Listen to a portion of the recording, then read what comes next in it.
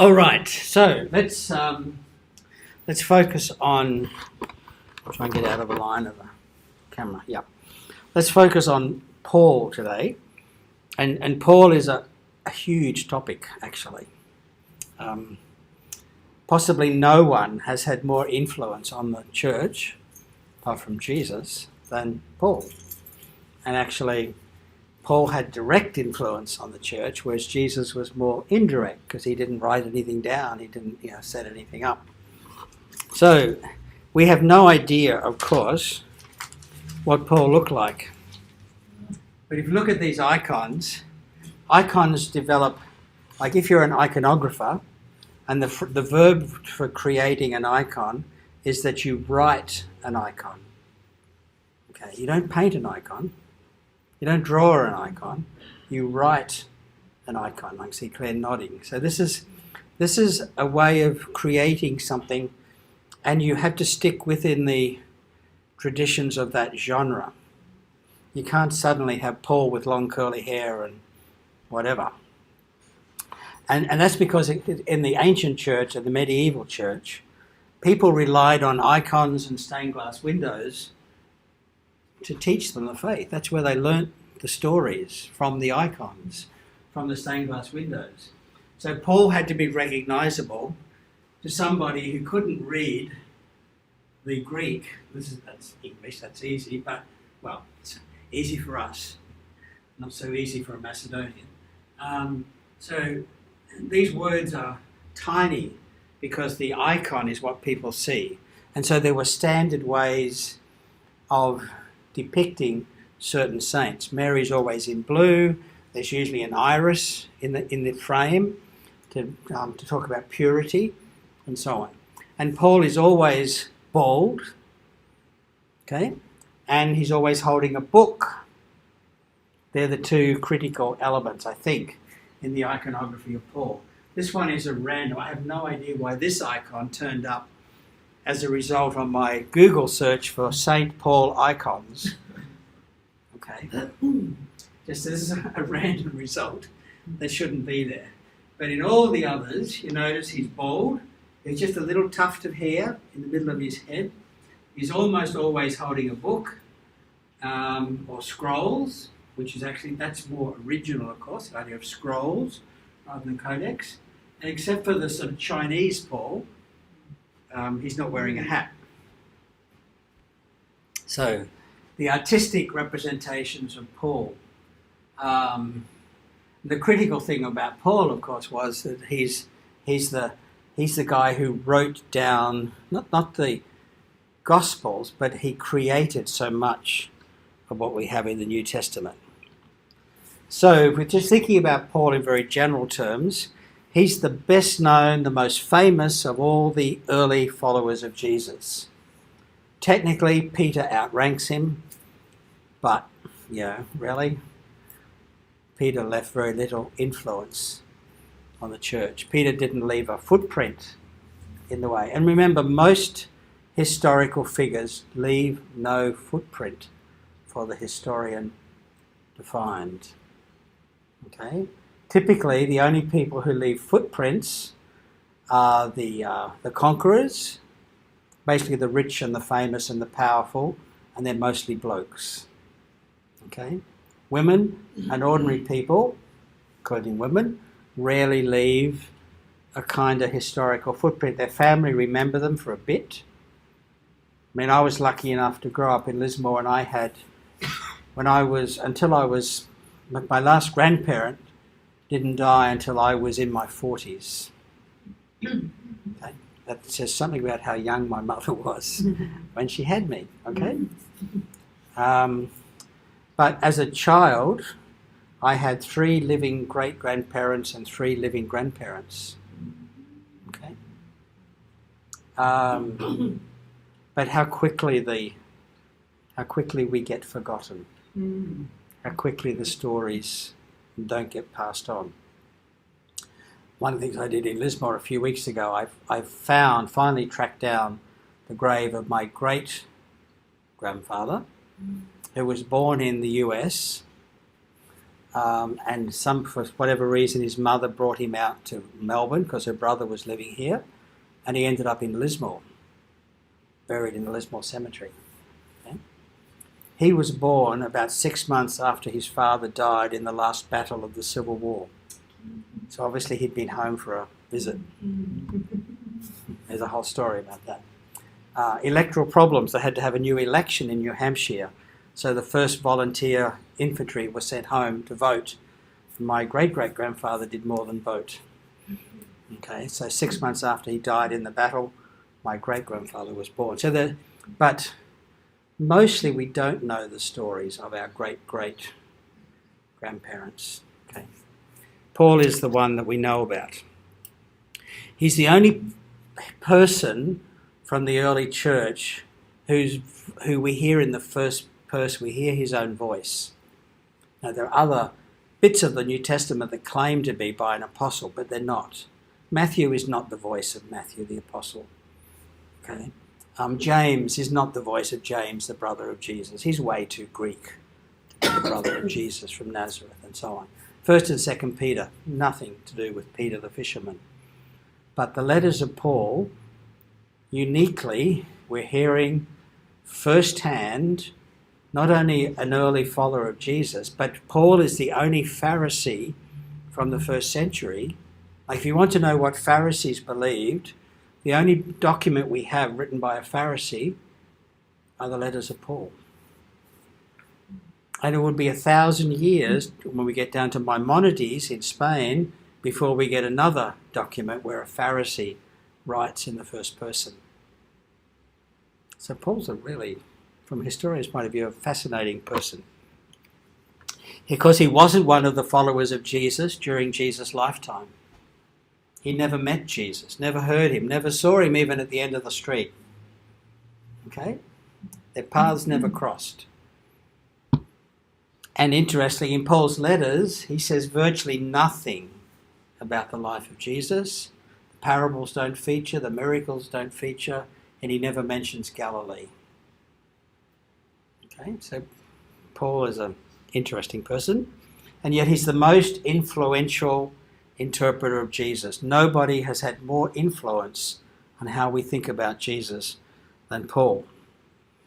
And we probably already have some information about him that we've picked up from sermons, from hymns, from Sunday school. We probably have a mental picture of Paul.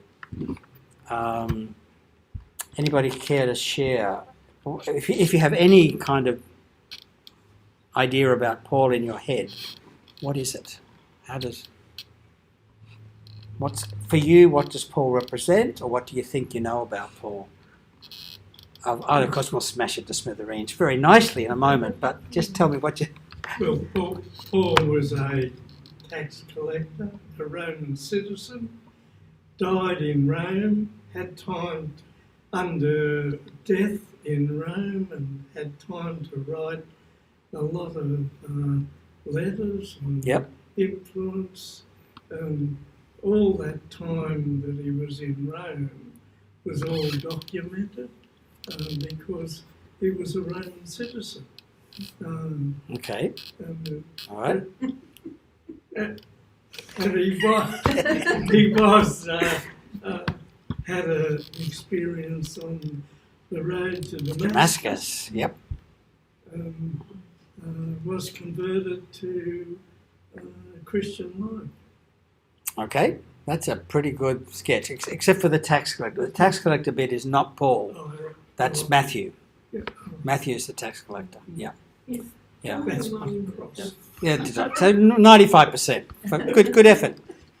Is Paul the one that was in jail and he got out? No, that's Peter. You're thinking of the story in the beginning where Peter is released from prison by an angel who lets him out and he comes back. Yeah, yep. And the other important thing about Paul was that he argued with the apostles about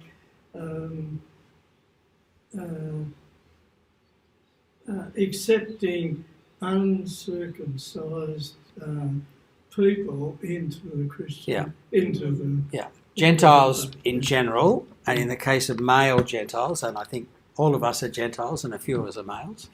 But yes, Paul is the apostle to the Gentiles, to the nations. And his ministry was not particularly about Jewish people. It was about, well, what they would have called Greeks. Because Greek didn't mean you lived in Greece. Greek meant you spoke Greek and you were part of the international kind of social order. Today we'd say Western, a Westerner, whether you live, no matter where you live in the world, that kind of thing. Okay, any other tidbits of information about Paul? He seems very certain. Yeah, he was a polemicist. He was a Tony Abbott of the first century. I mean, he knew exactly where he was coming from. He spoke his mind.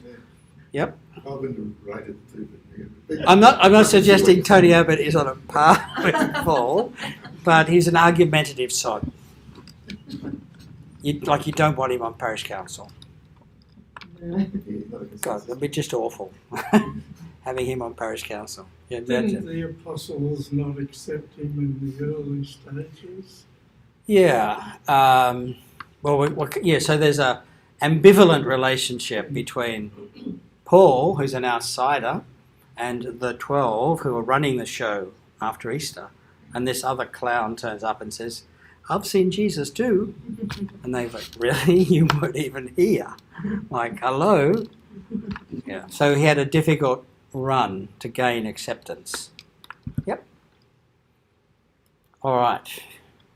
Now we'll unpick some of that stuff as we go along, because some of it is coming from the book of Acts rather than from the letters of Paul, and some of it is just kind of our guessing what things must have been like, and some of it is, it's the kind of character he was. So the question is, that image of Paul, the guy who's running around everywhere setting up new churches, he'd stay for a few weeks and he'd leave a parish behind him. Okay? An amazing, energetic kind of person, but of course even that comes from the book of Acts, not from his own letters. The other thing, of course, is that Paul presumably wrote many, many, many more pieces of writing than have survived. What survives from antiquity is largely an accident of place and of climate and of other kind of factors. The politics, who's in power, who's burning the documents that belong to the other side, and who's preserving the documents because they belong to our side. All of that. So the fact that we have, and I'll show you in a minute, 30 or so documents that claim to be by Paul, most of which don't get into the New Testament, but still, in the 2nd and 3rd century, you went into a bookshop and asked, "You've got anything here by Paul?" Well, we've got a whole shelf of things by Paul. Oh, really? How do I know it's real? Okay. So we'll look at that in a moment, because remember, we're trying to excavate, dig into what we know about Paul. So this is how we're going to do it today. We're going to start with the literature which claims to be by Paul. Now, notice if we're doing an historical Jesus, we can't do that. We can't say, well, let's start with the things Jesus wrote. Beep, there's nothing. Okay? With Paul, one of the big differences is Paul wrote stuff. Okay? And some of that stuff ended up in the Bible. Jesus never wrote any books, never created any he triggered literature, but he didn't write anything. He didn't compose anything. Paul is a scribe. Tells us in his elsewhere. We'll see. I meant to print something off for you. I'll do it later. Paul is somebody he's been trained as a Pharisee, as he tells us, and he's a book guy. Okay. Now Jesus was not a book person. Jesus was an oral person. He told stories. He did stuff. He healed people, but he didn't read books and analyze them and create new books. He wasn't that kind of person. So we'll start with the literature associated with Paul. We'll try to develop a sketch of the person who's behind the literature. On the way, we will look at his troubled relationship with the other Christian leaders. How well was he received? And then we'll wrap up by just very, very briefly looking at his what were the big ideas in Paul's thinking, and then a little bit about his legacy for us. What's the relevance? What's the legacy we receive from Paul? So let's start with the literature. In the New Testament, which is, remember, is 27 books, okay, of varying length. Some of them are one page, some of them are several pages, many pages. 13 of the 27 documents in the New Testament were believed by some people at a critical point in history to be written by Paul. And if you think about the old King James Bible, even the letter to the Hebrews, it would have said the letter of Paul to the Hebrews. Now these days, almost nobody thinks Paul wrote the letter to the Hebrews. And even in the early church, the people in Antioch and the people in Alexandria had different views. But the people from Antioch were saying, we know Paul didn't write it, but we know that we won't get it voted in unless we say it was, because the Egyptians, they think Paul wrote it. So you can see the way the politics were working at the synod. Gee, fancy that. As early as the 3rd or 4th century. So there are 13 out of 27 documents, and all of them are letters, which is interesting. Okay? The only genre that Paul created were letters. He didn't enter the short story competition. He didn't write a novel. He didn't write a gospel. Okay? He didn't write the Acts. He just wrote letters. And that tells us something about the kind of dynamics of his ministry. Okay? He was always sending messages because he was always moving on, but he had to stay in touch with the people he left behind. That makes up about a quarter of the New Testament, actually, is coming from, I know it's almost half of the numbers, but in terms of words, about 25% of the New Testament is connected with the legacy of Paul. And given that Luke and Acts was written by a real Paul fan, then we're getting up towards 35-40% of the New Testament is actually Pauline. So Paul's got a big footprint on the New Testament. But the 13 letters in the New Testament are only a sample of the documents circulating that claim to be from Paul. So, Paul outside the New Testament. A wonderful story, the Acts of Paul and Thecla. And you can actually see all of these on the internet. If you just Google the Acts of Paul and Thecla, or you go to earlychristianwritings.com, scan down Acts of Paul and Thecla, click, you'll get the text. Wonderful story. Thecla was a young woman who was betrothed by her parents to marry a pagan, a gentleman. She became a Christian, and she didn't want to marry that other person. Her parents refused to give her permission to be baptized.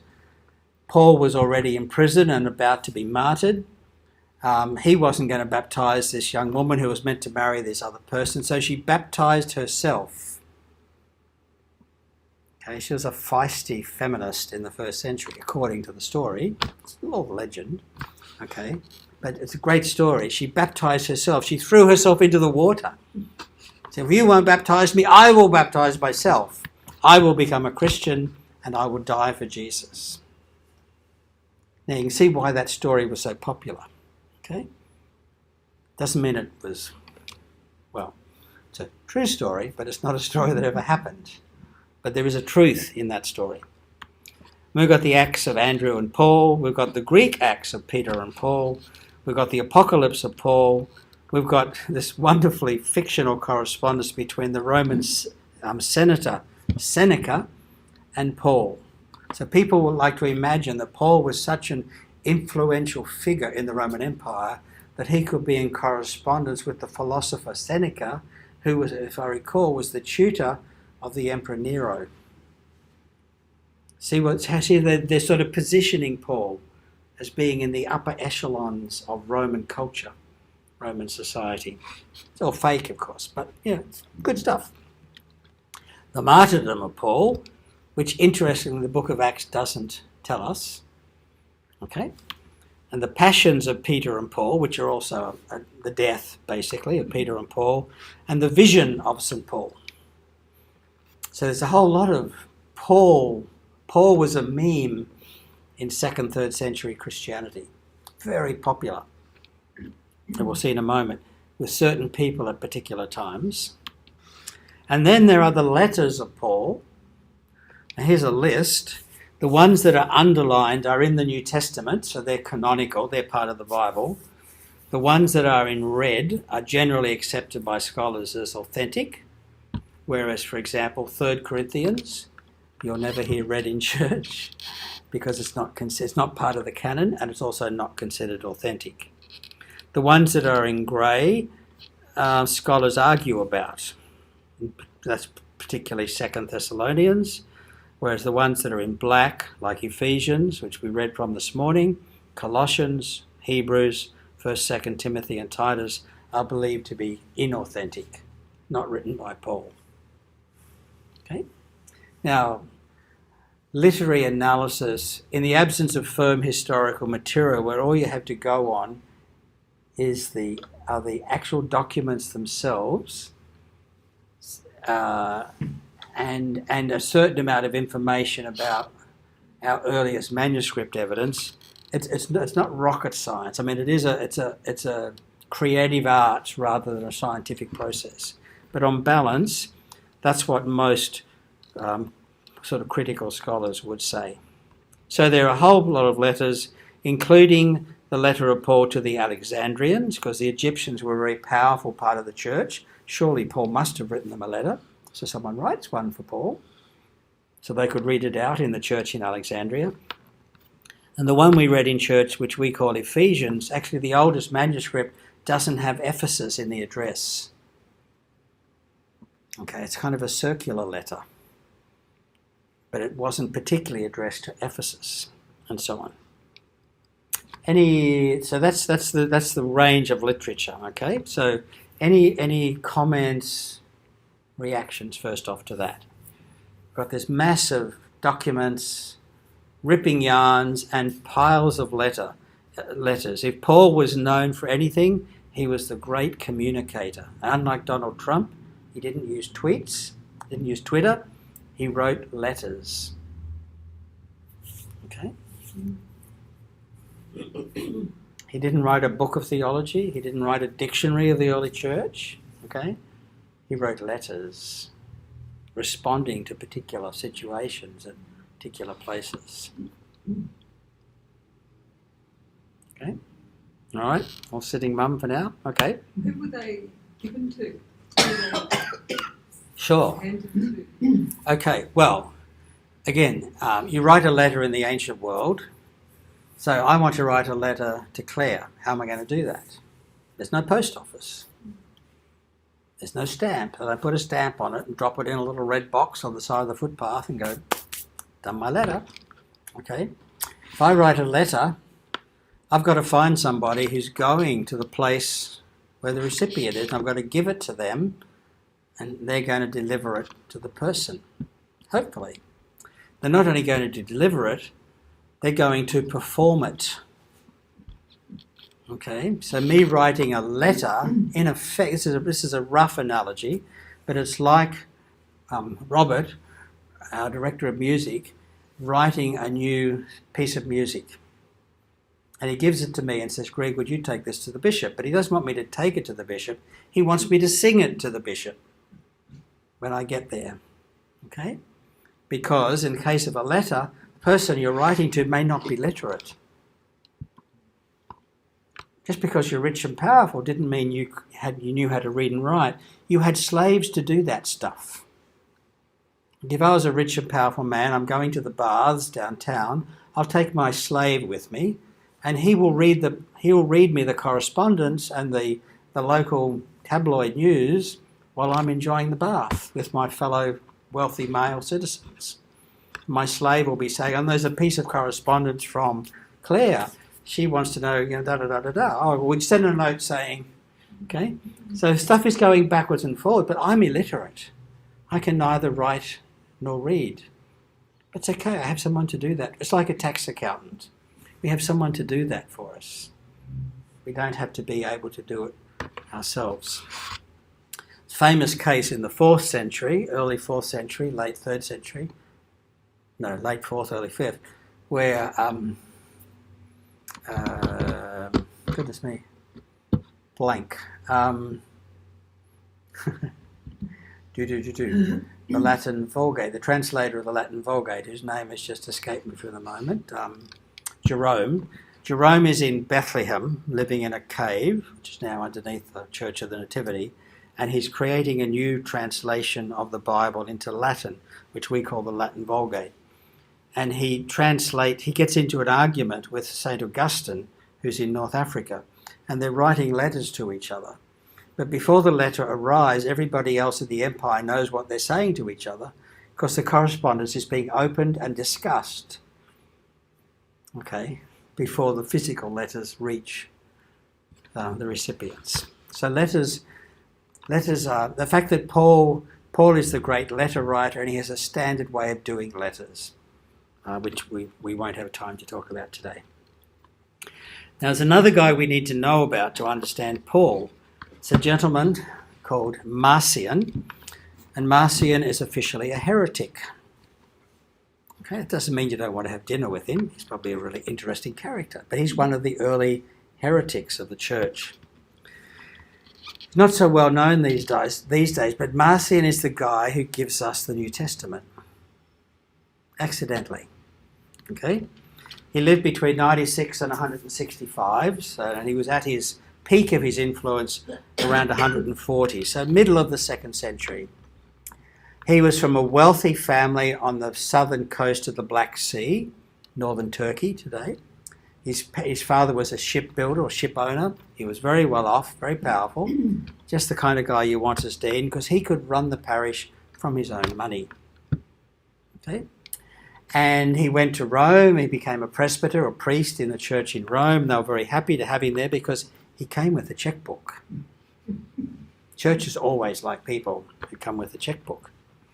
But eventually there was a parting of the ways. Marcion was a huge fan of Paul, but he hated the Jews.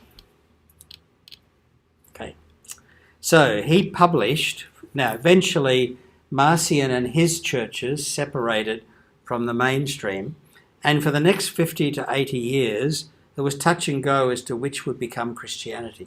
I mean,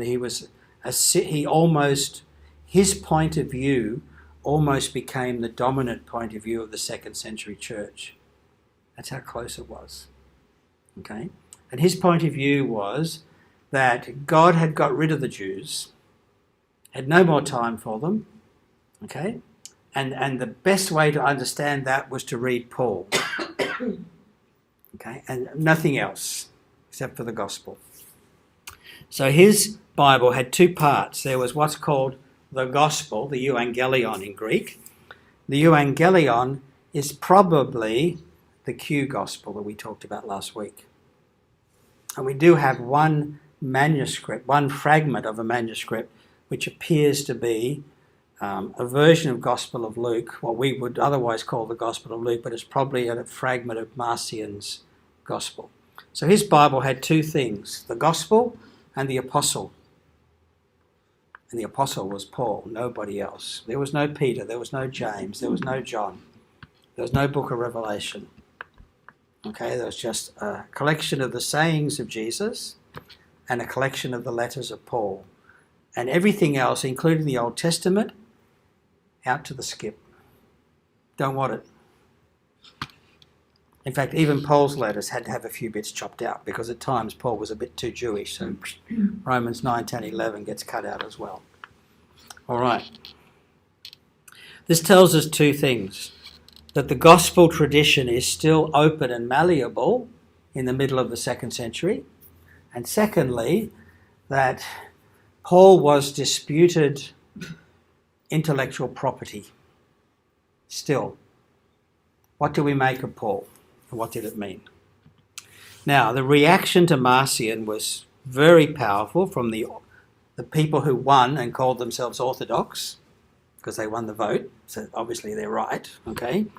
So the what became early Catholic Christianity rejected Marcion and said, no, that's not what the New Testament should look like. It should look like this. We're going to have 4 Gospels, not 1. We're going to have Paul, and we're going to listen to Peter, James and John. Hang on, Peter, James and John, where did that come from? Go back to the Gospels. Every time Jesus does something with just a handful of people, who are the 3 disciples he takes with him? Peter, James and John. The letter of James, 2 letters of Peter, the 3 letters of John. You're going to balance Paul by also listening to the 3 pillars of the early church, Peter, James and John. See what's going on as the New Testament takes shape. And we're going to keep the Old Testament as well. We're not going to jettison the Jewish people, and we're not going to jettison the Old Testament. So Marcion was, forget about that, okay? But the church said, no, we're not going to forget about it. But in doing that, Marcion pushed the button that led to the New Testament being created. Now, my guess is we should be grateful to him. But he's a heretic, so you're not allowed to be grateful to Marcion. Okay. So let's think about Paul before and after Marcion. Between about, and these are rough numbers, from 50 to 65, it's actually 49 to 64, that's too hard, 50 to 65, about a 15-year period, just before the Jewish revolt, where the Jewish people in Jerusalem rebel against Rome, and Rome comes in and destroys Jerusalem, destroys the temple, abolishes direct rule, independent rule. So in that last 15 years, so there's about 30 years between the death of Jesus, Easter, and the destruction of the temple. There's about, 40 years there. And in this 15-year period is when Paul is doing his stuff. Whatever he did, whatever he wrote, that's the historical Paul. Then there are those that are following on from Paul, and they're his immediate followers and associates, and they continue to create Pauline literature, including 2 Thessalonians, Colossians, and Ephesians. These are, if you like, students of Paul, colleagues of Paul. The old man's dead, but we'll keep pumping out more material. The unprinted, unpublished manuscripts of Paul. Then we get, and this is something we never talk about in church, we get a period of 20 or 30 years where Paul is considered to be the Antichrist. In other words, there's a Jewish reaction against Paul from Jewish Christians, and Paul is on the nose. Nobody wants to know him. And we see that in the letter of James, which says directly the opposite of Paul. Okay, Paul is saying, I'm justified by works, and James says, really? Justified? Sorry, I'm justified by faith. And James says, some people think you can be justified by faith. You show me your faith, but I'll show you my works, because it's what I do that matters to God. Okay? Or in 2 Peter, I'll come to that, I think, right now. This is a bit from the end of 2 Peter. He's in the middle of a sentence, obviously, but so also our beloved Paul wrote. And when people get up and say, I just want to say to Brother Paul, they're about to stick a knife in, okay? It's sort of like a Liberal Party meeting. So also our beloved brother Paul wrote to you according to the wisdom given to him, speaking of this as he does in all his letters. So whoever is writing 2 Peter is already aware that Paul is famous for writing letters. That's why we say this is not written by Peter. A number of reasons, but this is one of the reasons. It's also copied all of the book of Jude into 2 Peter. So again, there's a kind of other literary thing going on here. There are some things in those letters which are hard to understand. Okay? This is like a critical book review, which the ignorant and unstable twist to their own destruction. So some of the people reading Paul are getting up to mischief. And they do this with the letters of Paul just as they do the other scriptures. So does that mean Paul is already recognised as scripture when 2 Peter is being written, but it's problematic scripture. People are using it in ways that the author of 2 Peter doesn't approve of. And when we get to the what's called the sort of Clementine literature, particularly the pseudo-Clementines, then we find stories about Paul, what a nasty person he was, and he wasn't really a Christian, and so on. So Paul had a period when his legacy was under threat. Then there's an effort to reclaim Paul, and that's what we find in the pastoral epistles, 1st, 2nd Timothy, and the book of letter to Titus, which don't appear in the earliest collections of Paul's letters. Okay, originally there's a set of 7 letters circulating, and then 100 years later it becomes a set of 10 letters, the extra 3 of these ones. Then we get exaggerating Paul, which is Marcion, and then we get rescuing Paul, which is Luke Acts. And Luke is the guy who comes in and does a recovery job and says, actually, Paul was a really nice guy. I don't know what everybody's getting upset about. And Luke Acts is the answer to Marcion. Now, that means in its final form, Luke and Acts are about 150. And if you did a quick poll of all the other clergy in Grafton, they'd be horrified at that idea. Okay? So I'm just saying.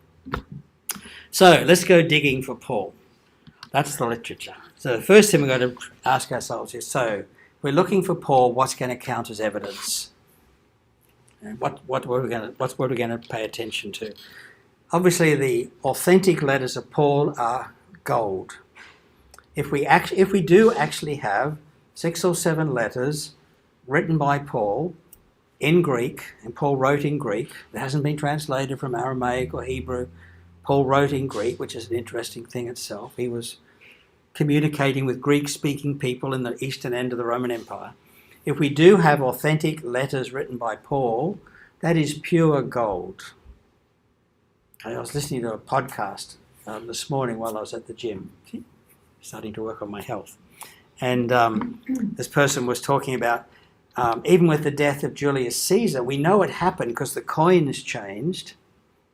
But the first written description of the death of Julius Caesar is more than 100 years later.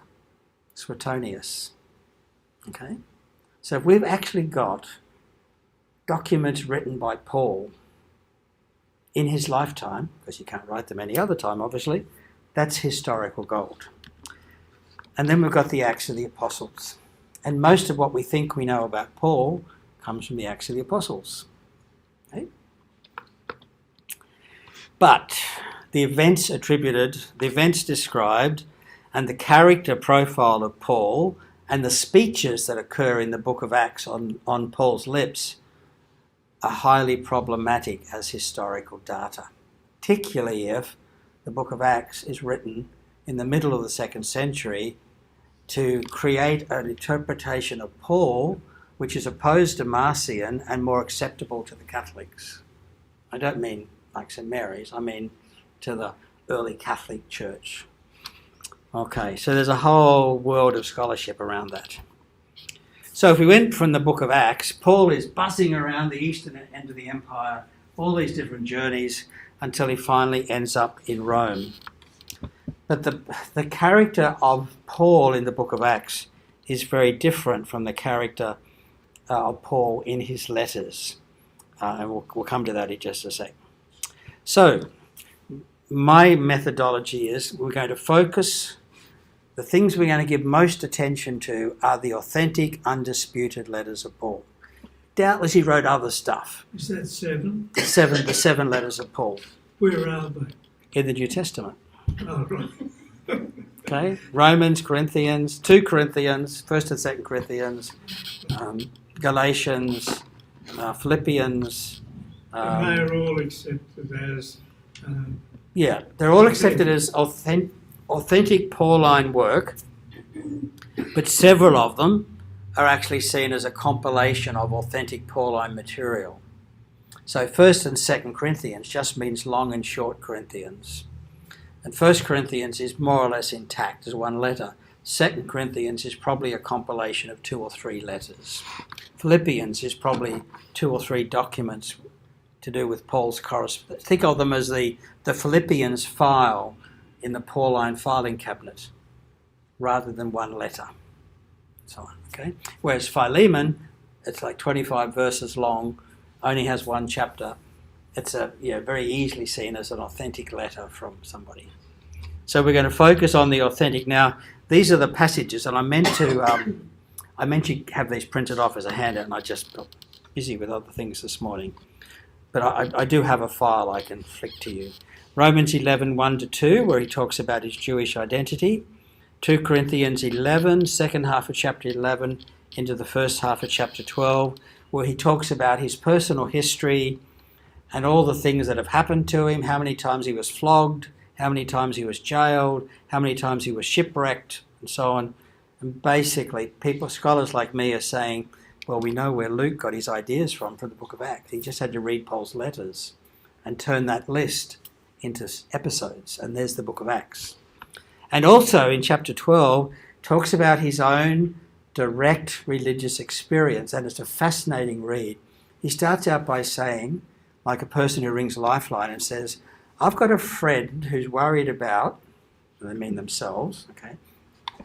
2 Corinthians 12, Paul starts by saying, I know a person who had this amazing spiritual experience. And a few sentences later he's saying, and when I had this experience, I said, did I just say I? Like he's moved from third person to first person. And again, from a historian's point of view, that's exactly what happens. People start, describing somebody over there, and eventually they let slip that they're talking about themselves. And that's what you find. So this is rolled gold in terms of Paul's own religious, spiritual, weird religious experiences.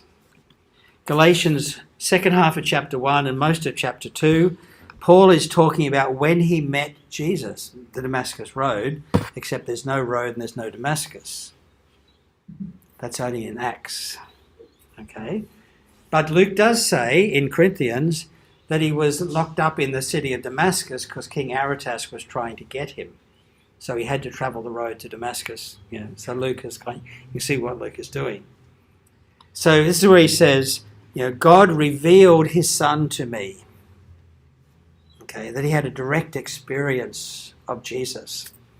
And then he goes on to talk about his reception by the other disciples and how this is his language, the so-called pillars of the church, Peter, James and John, even they accepted me, those who like to think of themselves as the pillars of the church.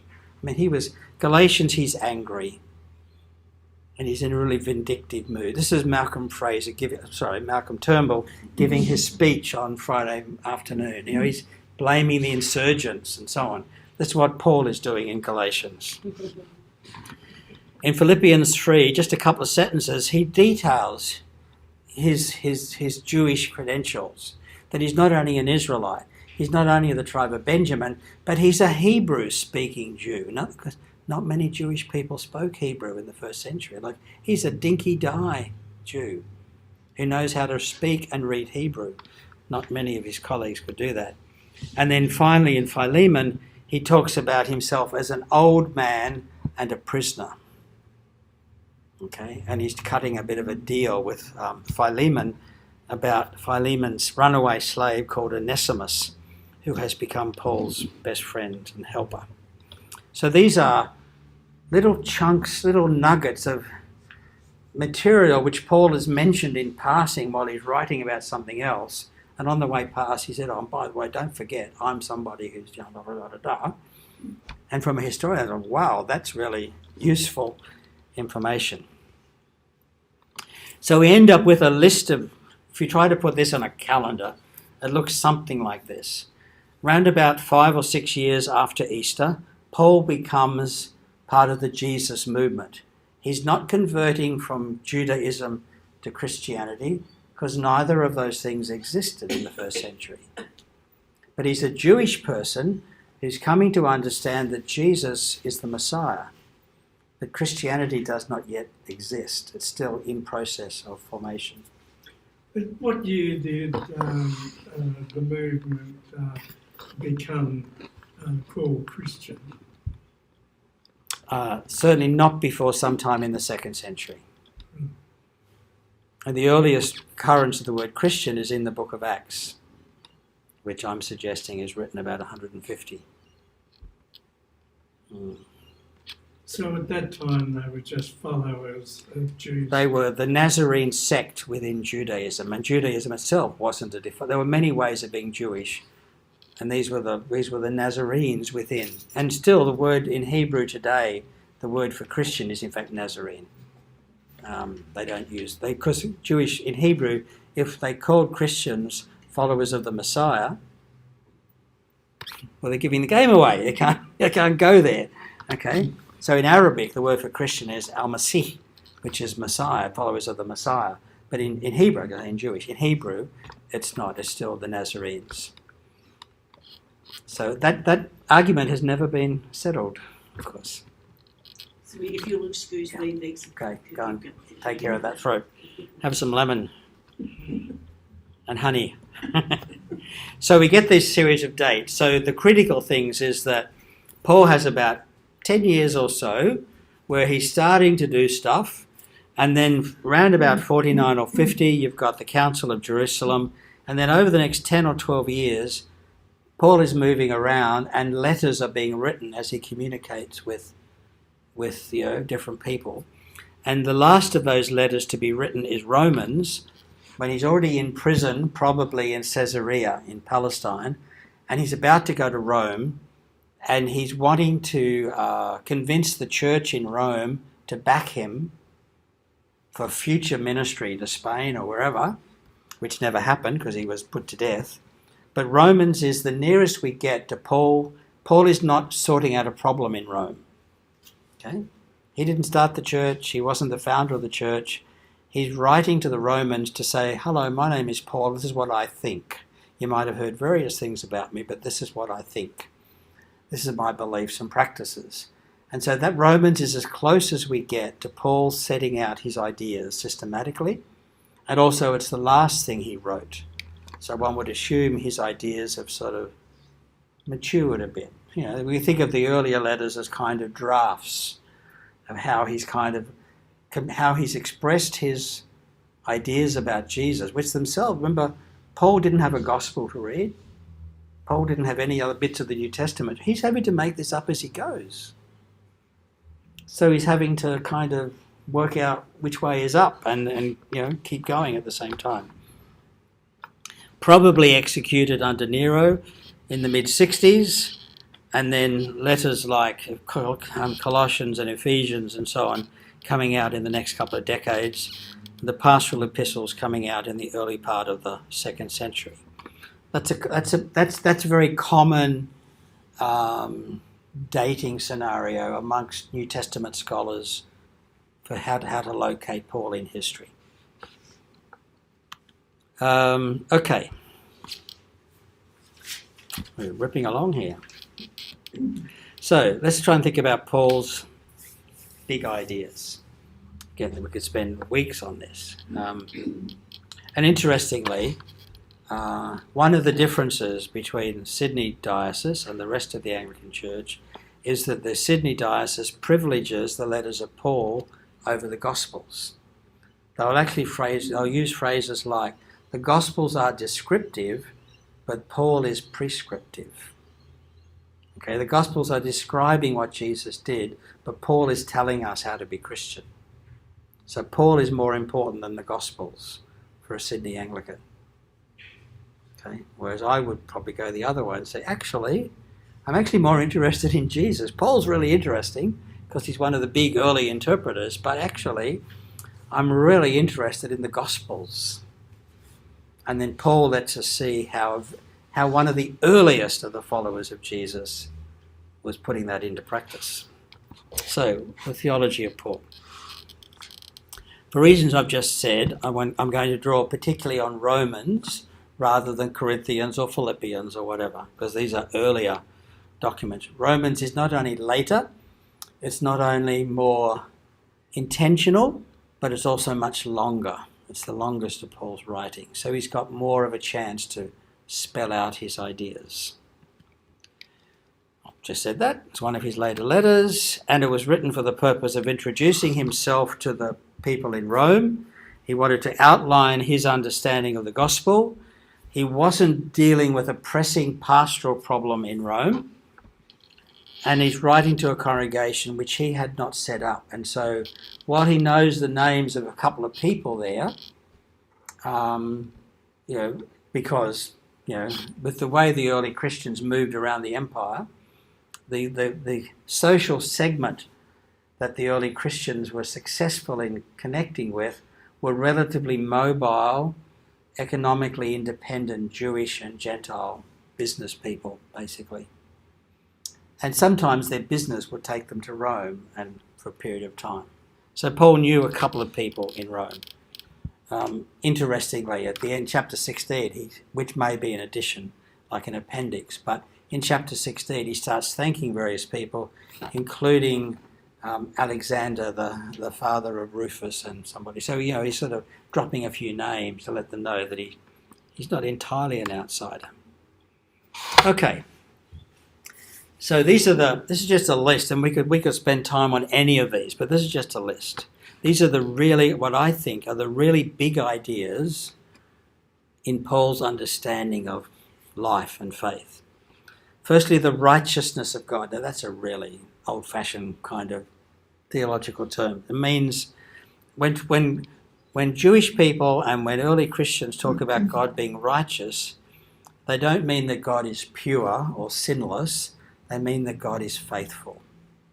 That God will always do the right thing, and he will vindicate the people who are victims.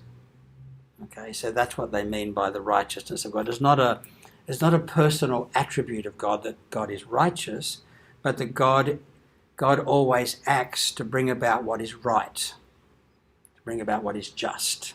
Okay. Secondly, the faithfulness of Jesus. For Paul, Jesus is a second Abraham. This is really critical for his thinking as a Jewish person. The Jewish people understood themselves as the children of Abraham, and that God blessed Abraham and his descendants. And Paul is going to say, yes, that's true. God blessed all the Jewish people because of Abraham, and God has blessed everybody in the world because of Jesus. He's taking that idea but expanding it. So the faithfulness of Jesus becomes like a second Abraham. Jesus is also a second Adam. One disobeys, the other obeys. And this is seen particularly in Romans chapter 5. Romans 4 is the Abraham stuff. Romans chapter 5 is through one man sin entered the world, and through sin death. Through one man righteousness entered the world, and through him life. But particularly seen in one of his earlier documents, 1 Corinthians 15. For Paul, the person who is in Christ is somebody who is transformed and totally renewed because of the Spirit of Jesus in that person. Now, this is something where Paul and us have probably tended to go separate ways in the last 2,000 years. For Paul, as a first century Jewish Pharisee, God will never abandon the Jewish people. That's absolutely part of Paul's bolted-on theology. He's bringing the Gentiles into the party, but he's not kicking the Jewish people out of the party. Okay? The church is going to do that within 100 years of Paul, particularly with Marcion, but others as well. So affirming the permanent blessing of the Jewish people because of the faithfulness of Abraham, and nothing to do with the cross. Now if we actually take this seriously, this really requires us to stop and rethink what we believe was happening at Easter. Okay? The Jewish people are God's people because God chooses them to be God's people, not because Jesus died on the cross for them. Okay? In other words, the cross of Jesus is not foundational for the whole of humanity. Now that, again, that's not something you'll hear being said in other places around town or other places around the diocese. God's blessing is for everyone, initially experienced by the Jewish people, but now because of Jesus being experienced by everyone. And that's why Paul sees his job not to convert the Jews, they're fine. His job is to get the good news out to the Gentiles, to the Greeks, to the Romans, to the whoever. Paul is somebody who encourages respect for authority. And we see this particularly in Romans 3, famous passage in Romans 13, let every soul be subject to the civil authorities. This is, of course, why the German Lutheran Church felt it could not oppose Hitler. Okay? Whereas the breakaway German Lutheran Confessing Church said, no, this is to be faithful to Christ, we have to say no to Hitler. Okay? But let every soul be subject to the civil authorities because God has put them there. But he's also calling on people to have compassion for each other. And the other thing that's absolutely central to Paul's idea is that Jesus is coming back any second. Look busy. Last bit's me being silly, but you get the idea. He expected Jesus to come back literally in his lifetime, and that's what drives him. So, for instance, in 1 Corinthians 7, he tells people, look, don't get married, don't have kids. You know, the end of the world's just around the corner. In Thessalonians, when he's asked, well, Paul, someone's just died. I thought you said Jesus was coming back, but Auntie Mary's died. The first Christian funeral. What do I do here? Okay, what do I say at the very first Christian funeral in history? Okay, because until then, apart from maybe Stephen, who was martyred, we can understand martyr, but Auntie Mary's not meant to die. Paul said we have eternal life. Okay, but Auntie Mary's died, so what are we going to do about this? So Paul's answer is, well, the dead will rise first.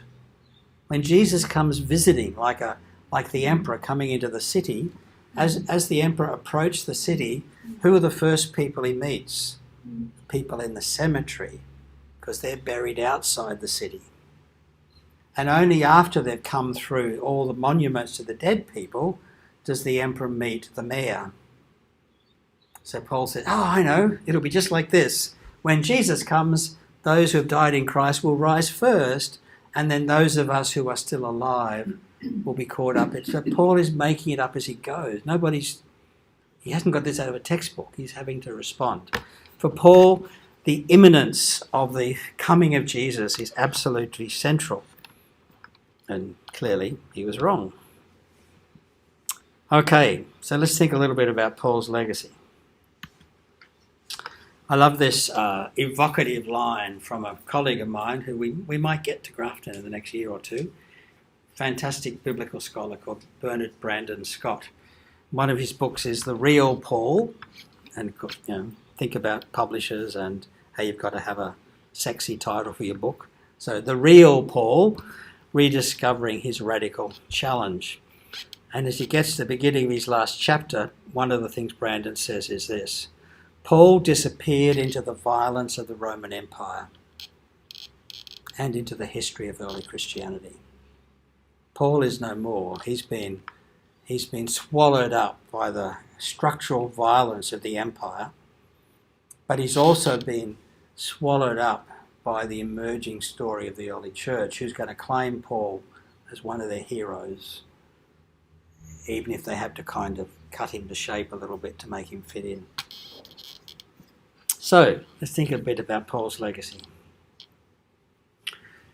One of the legacy issues flowing from Paul challenges us about our anti-Semitism, our suspicion, our fear, and even our hatred of Jews. Paul was and always remained a Jew. He did not convert. I know we've all been talked to. The 25th of January is the feast of the conversion of St. Paul. He never converted. He never changed his religion. He broadened his understanding of Judaism to include a recognition that Jesus was the Messiah, but he remained Jewish. He still went to the temple when he was in Jerusalem. He still did all the Jewish stuff. as well as doing the Jesus stuff. But in the first century, in the first couple of decades after Easter, nobody was saying, are you Jewish or Christian? And that wasn't a question anybody asked. So he wasn't a Christian, but he was a key figure in the early Jesus movement, which eventually developed into Christianity. And of course, then Paul is going to be claimed retrospectively as one of the founders of Christianity.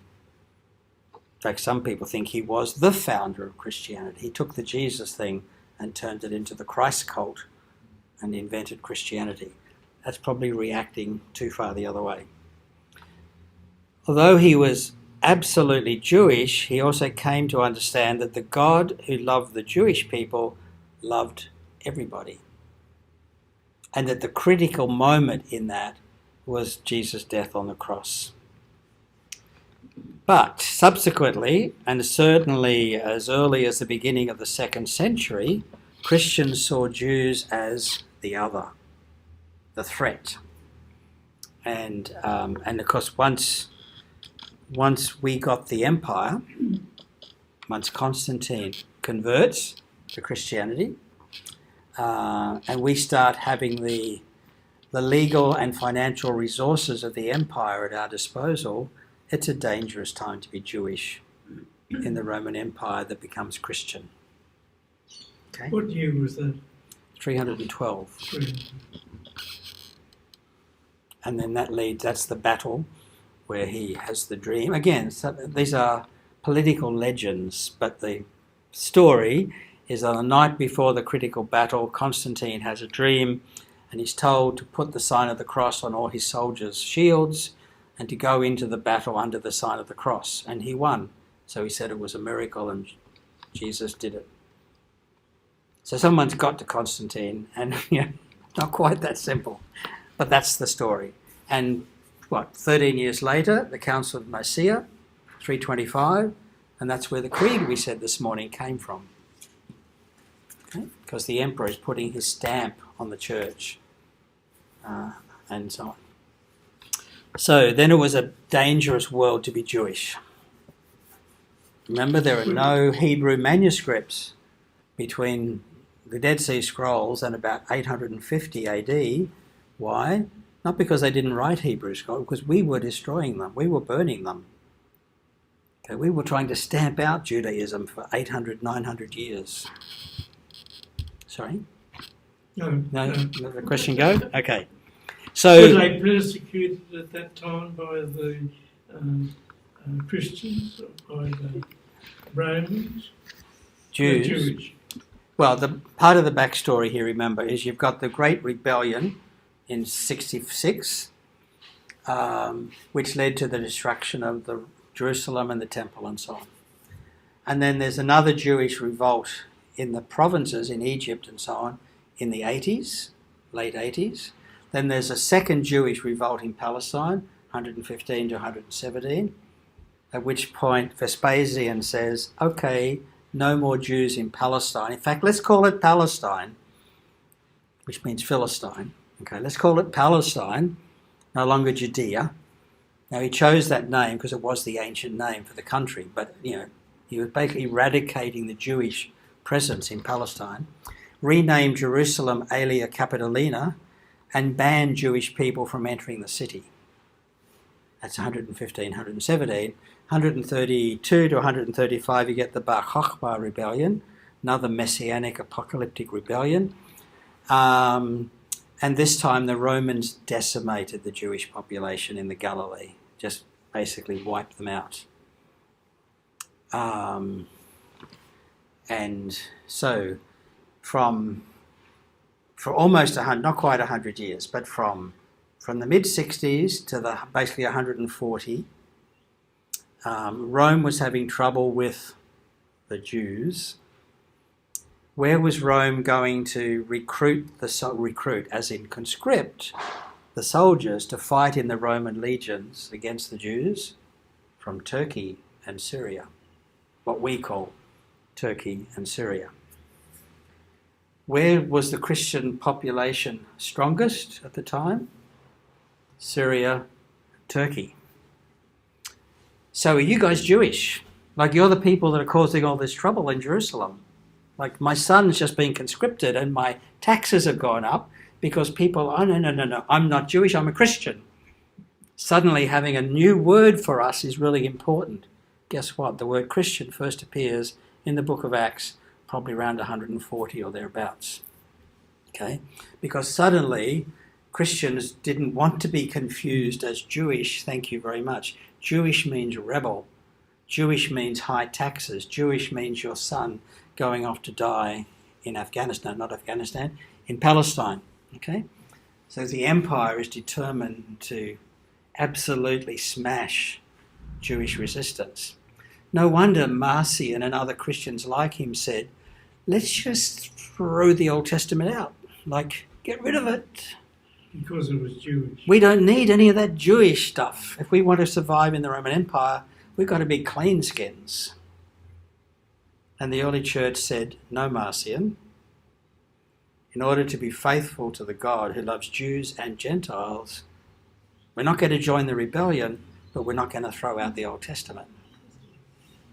See what's going on there. So, yeah, so I find it a fascinating 100 years or so, as now you do get a religion called Judaism, and you do get a religion called Christianity, and they're no longer seen by the Romans as the same thing, which also means Christians are now illegal. Because while Christians were just funny kind of Jews, they got by under the legislation legalising Judaism. But once Christians say, no, we're not Jewish, say you're not Jewish, so you'll come and sacrifice to the emperor. No, we can't do that.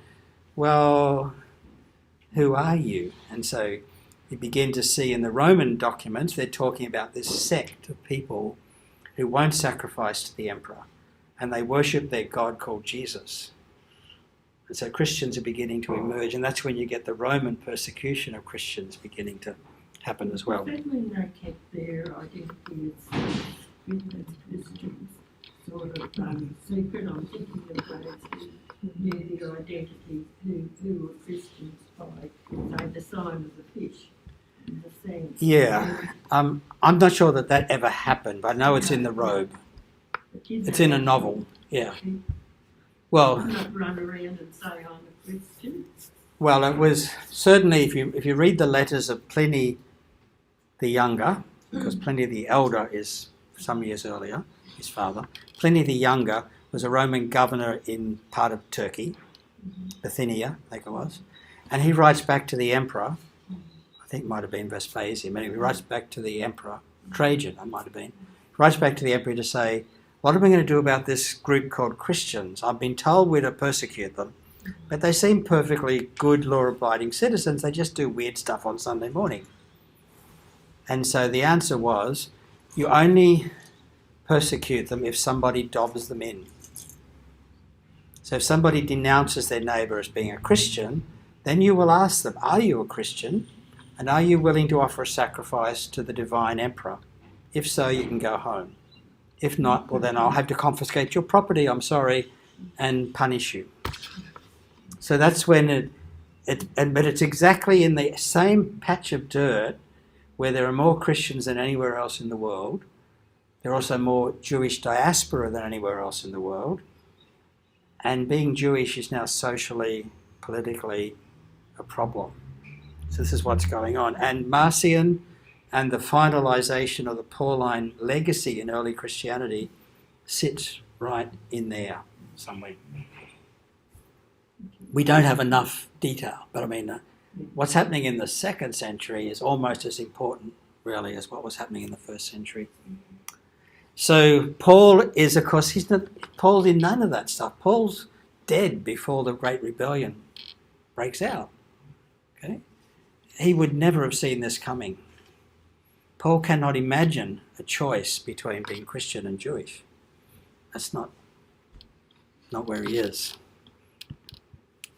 And indeed, in Romans 9, 10, 11, Paul actually talks directly about this. Is 3 of the chapters Marcion wanted to cut out of Paul, where Paul actually says, the Gentiles are being grafted into the olive branch, olive vine, olive tree, but don't be so proud as to think you are the tree. Well, that's exactly what happened by the end of the 2nd century. There was no place for Jewish people in Christianity.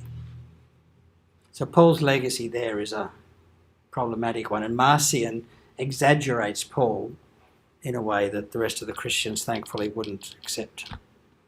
Some other legacy issues. Paul was a controversial character, a polemical character. He wasn't a typical Jesus follower. He didn't come from the Galilee. He wasn't from Judea. He was from the wealthy Jewish diaspora in Tarsus, in southern Turkey. And he'd been sent to a good Jewish school in Jerusalem for a good Jewish education. Excuse me. So Paul is very different.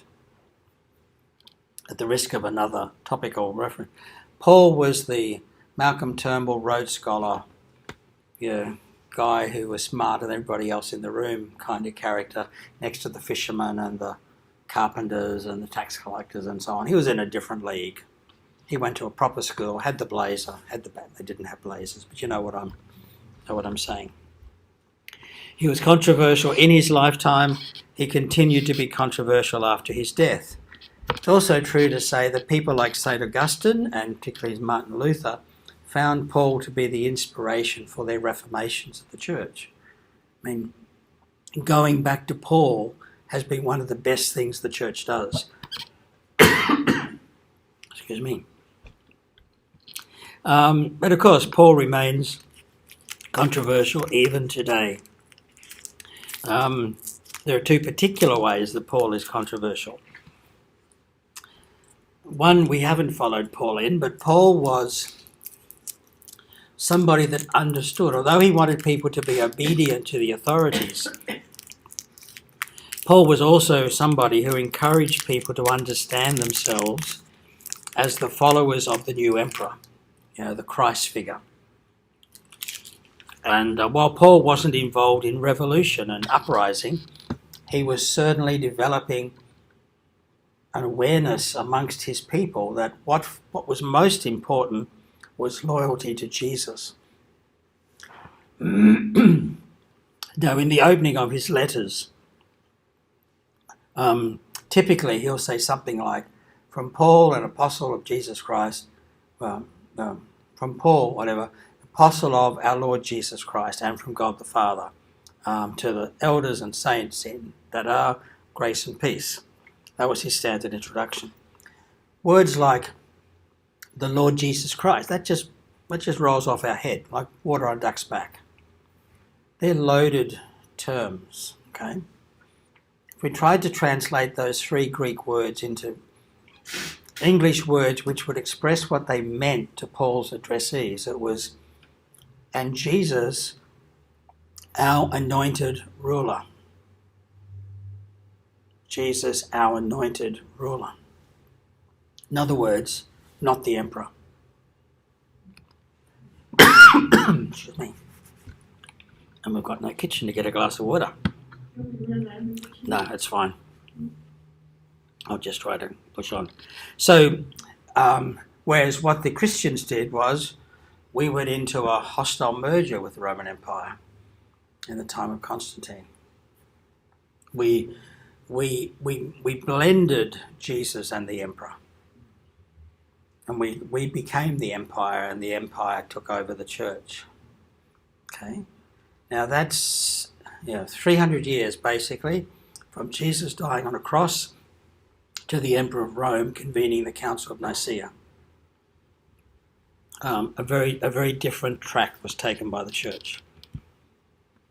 Paul's attitudes to women and towards gay people is also something that some Christians are very happy about, but many Australians and many Christians, many church leaders and so on, would take a different position on the dignity of women and the dignity of gay and lesbian persons.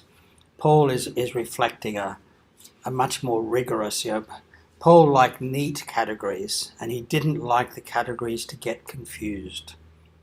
Okay, light and dark, male and female, slave and free, keep the categories very clear. So that's one of the legacy issues for Paul. Paul is one of the texts that is invoked in arguments to exclude women from ministry, and also to exclude gay and lesbian persons from the life of the church. Apocalypticism and normalization. Wow, they're big, heavy words, aren't they? Apocalypticism is the mindset that says the world is about to end and we've got to take our place in the cosmic struggle between good and evil. This is Bin Laden. Okay? These are lots of Christian groups as well. I mean, I grew up in Lismore Church of Christ with exactly that apocalyptic mindset. Okay? Now, Paul, as I mentioned, he did expect an imminent parousia, that's the word for when the emperor comes to visit the city. Okay? We know it better as Advent. Paul expected that to happen in his lifetime. Paul was wrong. And we don't like admitting that. But we are 2,000 years down the track and Jesus has not come back. So, how do we fudge that one? Okay. So, his followers spiritualized the concept. Well, the coming back, Jesus coming when you die, Jesus will come and get you. Or it's not about changing the empire, because we now think the empire is a good thing. It's about having Christian values in the empire. Okay? In other words, normalizing the way things are. Apocalyptic is saying the way things are sucks and God's going to turn it upside down. Normalization is saying, actually, I'm doing pretty well out of the way things are. Can't we just tweak it at the edges a little bit? Okay, the radical versus the, let's not make any big changes. Okay, Jesus and Paul were on the apocalyptic radical edge. They were both taken out by the empire. Okay. Followers of Jesus, and even the people who read Paul's letters, have tended to be supporters of empire. Okay. That's a particular challenge, of course, for Anglicans. When we spiritualize the concept, then we lose the idea that this is going to change the way we live right now. Because it'll be at the end of time this will happen. Well, no. Paul and Jesus expected something like in a minute. The bell was ringing. In a minute, it's almost time. So the political edge to the Jesus movement is mostly lost once the church kind of comes to terms and normalizes the role of the empire. Another legacy issue is scripture. Paul himself was immersed in the Jewish scriptures. He was a Pharisee and a scribe, a trained theologian. But Paul became a book, as Richard Purvo says. Paul became a book. We no longer deal with Paul. We deal with the letters that have the Pauline authorship thing on the spine. So Paul is not the person who lived in Tarsus.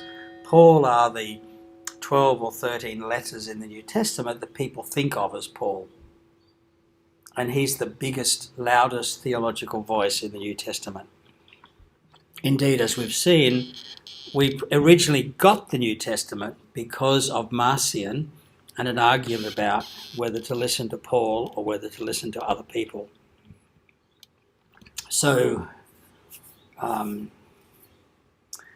in terms of being people who take Scripture seriously, Paul is a big part of that story.